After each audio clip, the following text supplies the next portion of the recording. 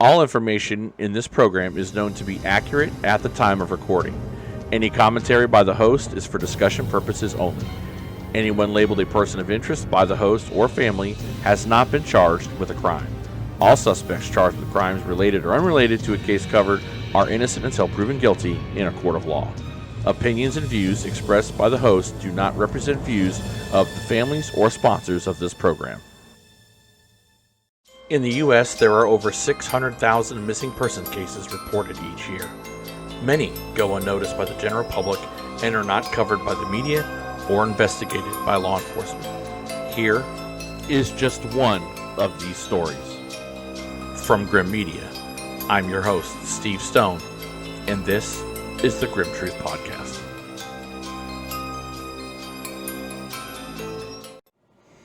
Hello, everyone. Welcome to this special edition of the Grimm Truth Podcast, episode 26. I'm your host, Steve Stone. Today, we're going to cover the case of Diandra Chalmers. Dee went missing from Dallas, Texas, November the 30th, just a few weeks ago. She's 36 years old. She's 5'5", 175 pounds, dark brown hair and brown eyes. She was last seen checking. She was seen checking into the ER of the Parkland Hospital, wearing black sweater, black pants, black shoes, and carrying a black purse or bag. We also have some conflicting reports about where she was after going to the hospital. And this is a case where, once again, mental health and the stigmas of the missing come into play here, and they shouldn't. But unfortunately, as we have shown many, many times this year and over many, many broadcasts, that stigmas continue to go against families of the missing, as do just pure, for the lack of a better term, compassionless energy that's being put forth by the law enforcement agency, and in this case, it's Dallas PD. I had the pleasure of talking to Diandra's sister, a.k.a, and the father, Johnny, and we talk about a lot of things. We talk about the person Diandra is, the struggle she goes through, but I want you to pay real particular attention to the pain and the just not knowing the family is going through, on top of how they're being treated by the police and by the people who were supposed to help and look for Diandra. Here's my conversation with a.k.a. and Johnny. Tell me a little bit about Diandra and the type of person she is. She's a sweet person. She's kind. She loves kids. I can't say that she just has a lot of friends. She used to my mom and us. You know, she doesn't like going out much, but she's smart and quiet. I don't know. It's hard to explain now because she's not the same person she used to be. As she got older, it progressed. I always remember her taking medicine when we was in school. She used to hide them. Well, she didn't like taking them. She used to put it down the drain, and I would tell on her. And as she got older, she quit. She quit high school. She dropped out of school, and she just stayed with my mom. I can't say why she didn't never go back to get her GED, but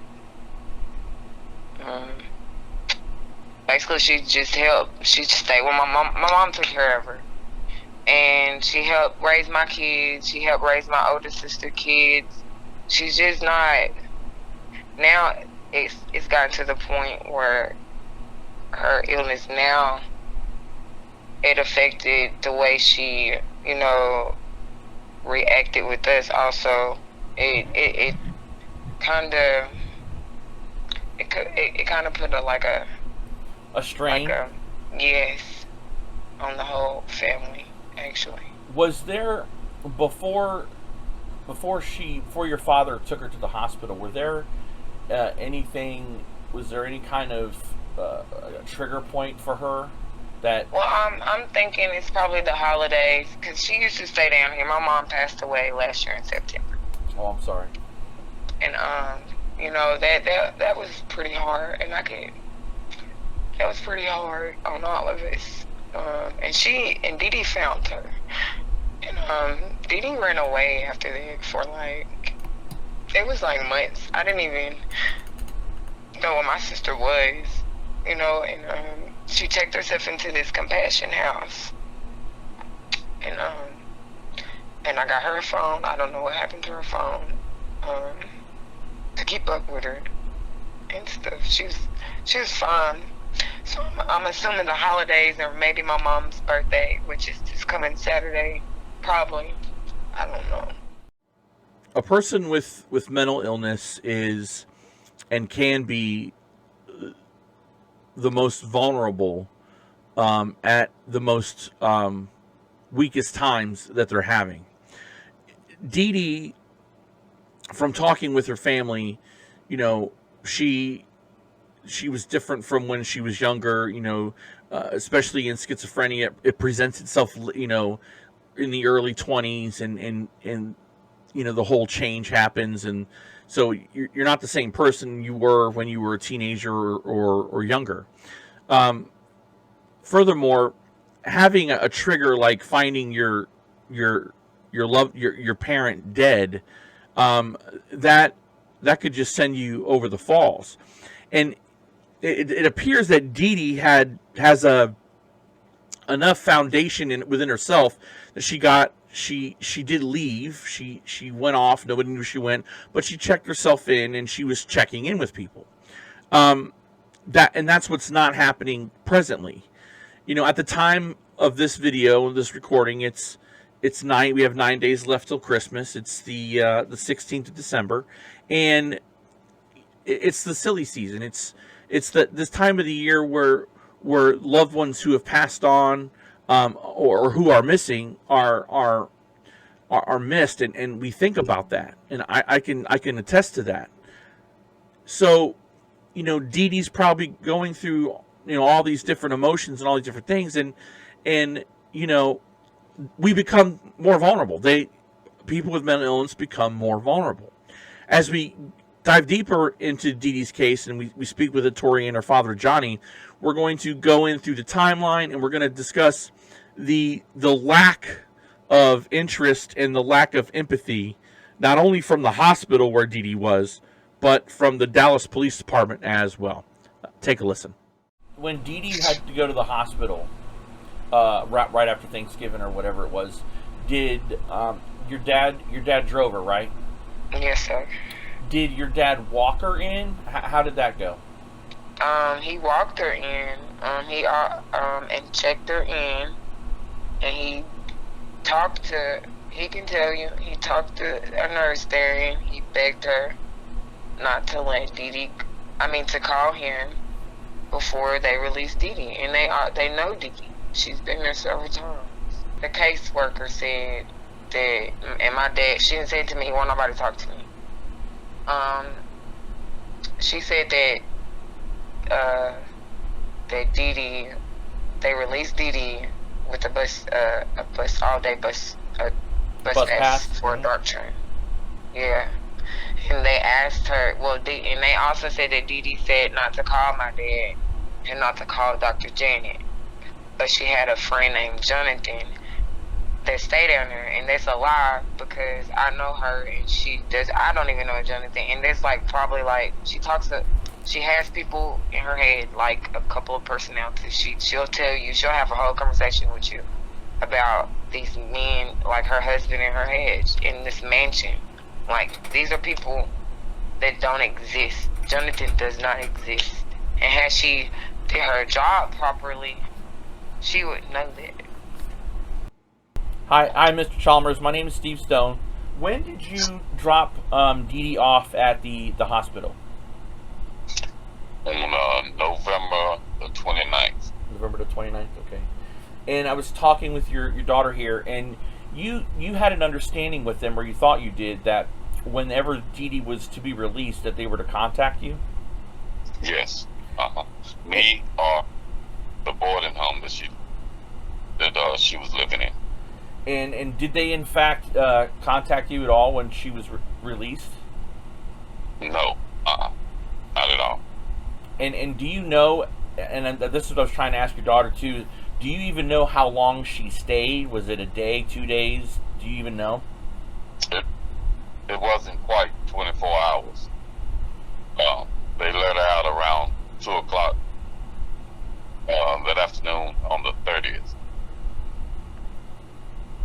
And I called the hospital about 10 that night just to check on her. And they told me that she was gone. I just couldn't believe it. Obviously, you can hear how disappointed Mr.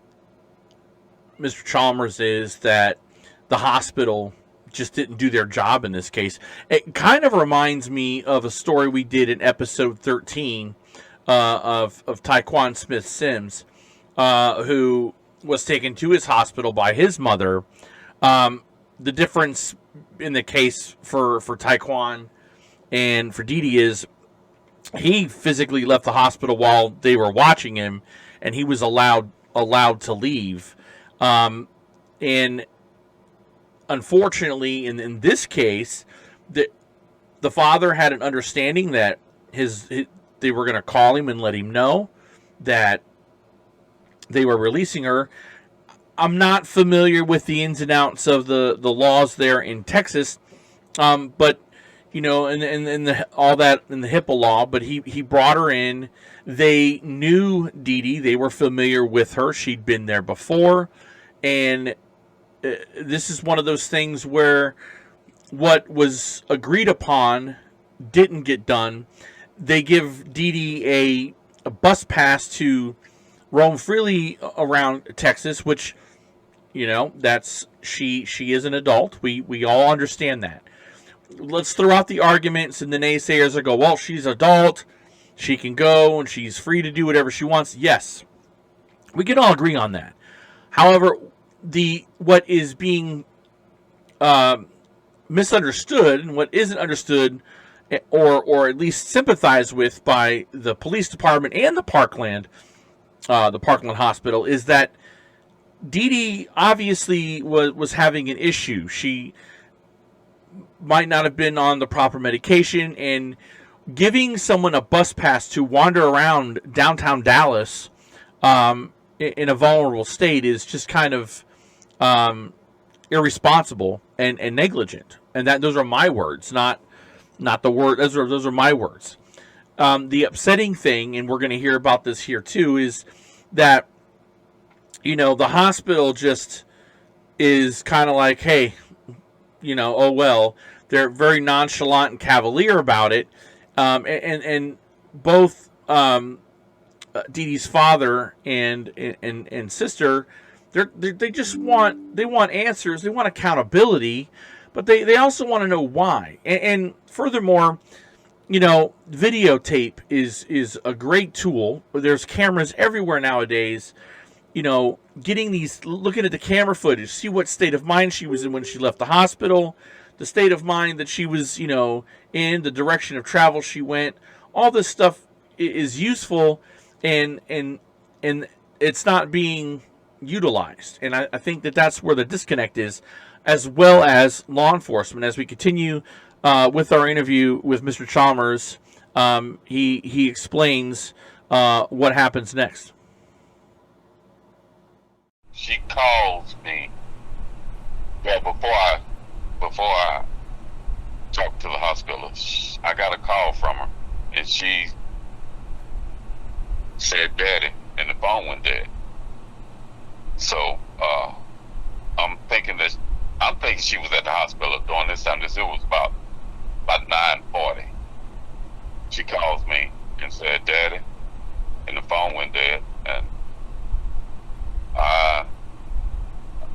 I waited, I guess, about 15 to 20 minutes. Then I called the hospital, and I'm thinking she's there, but they told me she was gone. So I tried to call the number back, Is that a number? The number she called you, sir, was that a familiar number to you or no? No, not at all. Because I want people to understand what families go through. What was your response to the hospital when they told you they had already released her? No, I was so angry. It's without words, because I talked to them earlier that day, and I told them, please do not release her without calling me. Please do not. I mean, I begged them. I have never begged anyone, but I begged them not to release her because I know her state of mind. And she don't know the city. She's not from this county, nowhere in this metroplex up there. She know no one. And that's why I was so angry, because they let her out and now she's lost. Was the hospital familiar, like with Dee Dee? They knew her.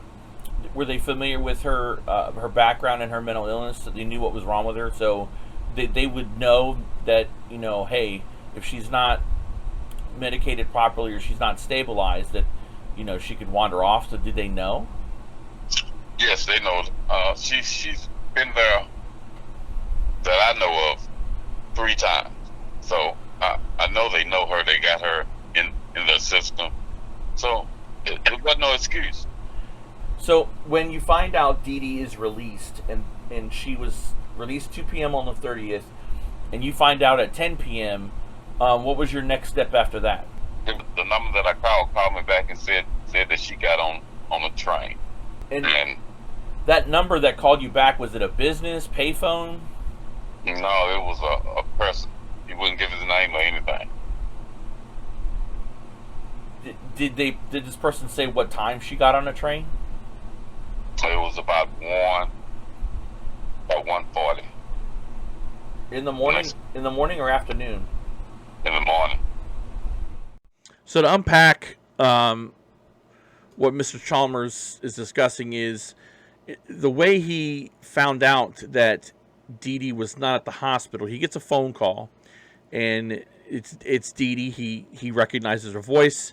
She says, "Daddy." The phone disconnects, and it's deadline. There's nothing there. Mr. Chalmers calls the hospital, and that's when he finds that, to his chagrin, she was released. That wasn't what was agreed upon. Again, and he told them not to release her, begged them to let him know. They didn't do that. Give her a bus pass, and she's in the wind. Nobody knows where she is. So as he's going through the motions to try to find his daughter, he contacts the number, doesn't get a response. The number calls him back, and he's able to have a quick dialogue with this gentleman on the other end of the phone. Mr. Chalmers describes him as an African-American male. He advises Mr. Chalmers that Dee Dee gets on the train there, and the time, and then that said he wouldn't give his name or any other information. And then this is where Mr. Chalmers, we're going to hear, talks to the police and their lack of interest and work ethic in this case. You're going to hear, but again, I don't feel. We're talking about this individual, this unknown person that answered the phone. Does it raise flags? It's possible, just looking at it, the fact that the guy wouldn't give his information. However, that being said, a lot of people don't like talking to strangers. They don't, I get phone calls all the time, so it's kind of like we're not really pointing fingers at this unknown individual at this time, but the number was given to authorities, and Mr. Chalmers says, that he gave them all of that information, and we're going to get into next here what law enforcement is told and what they haven't been doing. Take a listen. I contacted my after I found out she got on the train. I contacted the Dart City, the Dart Transit System, and they said they would put out an alert for her. And they transferred me over to Dallas County Police. So they said they'll come by and take my statement and file a report. So this it was around, like I said, around 2:00, and police did not show up until about 5 that morning to fill out the report. When they took the report, did they explain what they were going to do, how they were going to look for her? And did you? I'm sure you did, but I want everybody to know. You emphasized that, hey, she's got these mental health concerns, and she needs to be located as soon as possible. Exactly. He took all my information, even the type of medicine that she takes, and took a photo. I had a photo of she. He took a picture of that so he can put it out broadcast. I ain't seen that picture anywhere. I've been passing out flyers throughout the city, and when I run across a police officer, I give them a flyer, and they are totally surprised. It's like they didn't know she was missing. We have cameras at every bus stop, or we don't have trains, but we have, are there cameras at those stops? Yes, and Detective Clarrington, she was supposed to have the DART system to run a check on that, make sure that she was there at the bus station. I mean, at the train station, and check out what train she got on and what train she got off of. And to your knowledge, has that been done? No, I can't say yes, because she hadn't come forward with that information. Have you requested, and if you have it, this is probably an idea, and see if it sticks, but requested for the media to take, because she's endangered, to see if they can work with you guys on getting her story out there? Oh, can I answer that? Yes. Yeah. I did. I asked Detective Carrington. I said, how many days before while she's missing, before she goes on the news? And she said, we don't do that. That's up to the family. Okay. Me and my dad took that. Didn't we, Dad? Yes. And we went to Fox 4, and they gave us a piece of paper, or was it Fox? It was, which one? I got the paper. I got a piece of paper, a picture of it. I took a picture of it. And they gave us a piece of paper with nothing but emails on it. And then my Uncle Marky, which is my mom's brother, he gave us directions to News Channel 8. And they said they would cover her, like put an article. They said they was going to put it on TV, but instead they put it on the website. But before they did that, they said that the detective on the case had to okay it with her. And we said okay to that. And then we tried to call her, and it wasn't even 12 that day. She wouldn't answer it, rung. And then we kept trying, and then she finally cut it off. And she had kept her phone off up until, I don't even think she got her phone on. We've seen and heard cases like this time and time again, and it's awful. The only word I can describe what's going on here with law enforcement is just complete disrespect and unprofessionalism. Despite what anybody may think, Dee Dee is a person. She has a family, obviously, that love and care for her. They're doing everything they humanly possibly can to find her. For law enforcement not to do their job is ridiculous. You heard Mr. Chalmers say that, he had given the photo to police to do what they needed to do, and all they did was a Facebook post. You heard them ask, hey, can we do some news media so we can get her found? And the Dallas PD says they don't do that. But then the media says, oh, we'll do it for you. We just need the detective to sign off.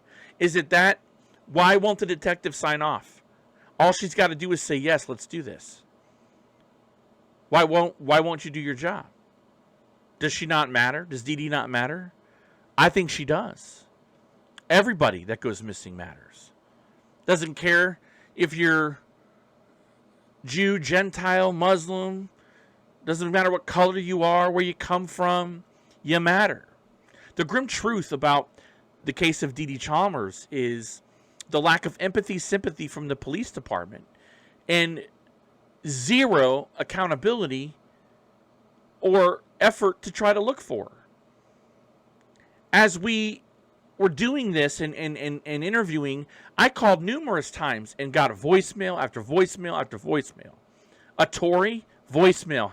She's gotten voicemail off voicemail. Even the hospital is not doing very much to cooperate. This is sad, tragic, and it's disgusting. Dee Dee Chalmers is exactly the type of person that we say voice for the voiceless. Because other than her family, who else is speaking for Dee Dee? Nobody. You know, the mainstream media and law enforcement, something has to change, and it has to change within. If they were to look retrospectively at themselves and it there's no bedside manner, there's no compassion. You know, 24 to 48 hours of work in this case, I'm sure they could bring Dee Dee home. You know, there's a lot of things, and I don't know what this detective's thinking. I really don't. I'd love to know, but you'd have to get a hold to talk to her, and that's just not happening. It's not because for lack of trying. The family and I have all tried. She's just not answering. Why don't you care enough, Dallas PD? Why don't you care enough, Detective Carrington? Why doesn't Dee Dee matter? Is it because of her mental illness? Is it because people like Dee Dee have a tendency to run off? You know, the whole BS that she's an adult and all that doesn't matter. It doesn't enter into this. She's vulnerable. She requires medical attention. She takes medication. Did you know that being off medication like that can cause a bunch of side effects that could affect a person physically? Again, the grim truth about this is it goes back to training. To you know, there's a lot of things that go on in policing, and a lot of it has to do with just being a human being, putting yourself in the other person's shoes. You know, Mr. Chalmers and a Tory, they're looking for help, and they're doing everything they can. But why can't you do everything you can? The fact of the matter is that if this was your child missing, Dallas PD, Detective Carrington, if this was your child missing, there'd be an Amber Alert. There'd be all kinds of alerts, calling all cars. We'd have the FBI. There'd be no resource that wouldn't be untapped to find your missing loved one. Dee Dee needs to be found. And at the end of the day, the only people that are doing anything about it is her family and the groups like us, the East Texas Missing 8, that are trying to help bring awareness to Dee Dee's case. And we're doing it at a time where it's early on. This isn't a cold case. It's early. This is a 100% solvable case. And we need help. We need people to care. We need the police to care. And we need people, if you're watching this video right now and you are a friend of the family, a perfect stranger, somebody that just saw this, reach out to the Dallas Police Department and say, find Dee Dee. Do your job. What can we do to help? You know? But they have to pick up the phone and answer the phone because they're not doing that. Diandra Jo Chalmers, a.k.a. Dee Dee, went missing in Dallas, Texas on November the 30th, 2021. She's 36 years of age. She's 5'5", 175 pounds, with dark brown hair and brown eyes. She was, of course, last seen at the hospital, but according to an unknown eyewitness, he saw her later at a train stop or a subway stop getting onto a train. She was wearing a black sweater, black pants, black shoes, and carrying a black bag. If anybody has seen Dee Dee, contact the Dallas Police Department at the Jack Evans Center at 214-671-4263. Again, that's 241-671-4263. You can email me at stevestone@thegrimmtruth.com. You can hit me up on Facebook Messenger at The Grimm Truth. The main thing I want to stress here is you can also contact a Tori, which Dee Dee's sister, at 903-241-6093. Again, that's 903-241-6093. And you can also contact her father, Johnny, at 214-859-0688. Again, 214-859-0688. I want to thank the family of Dee Dee Chalmers. I want to thank Tori, and I want to thank Mr. Chalmers for the opportunity to tell their story, and with the hopes that we locate Dee Dee, with the hopes that we get this story out. It's important to me that we get this to as many people as we can, and I want to thank them so much for their trust and their help to be able to tell the story in a humane and a decent way, because she matters, all the missing matters, and we need to find her. I want to thank all of you for tuning in and watching this video. It is very important that we share this, make it viral, and we do it until Dee Dee comes home.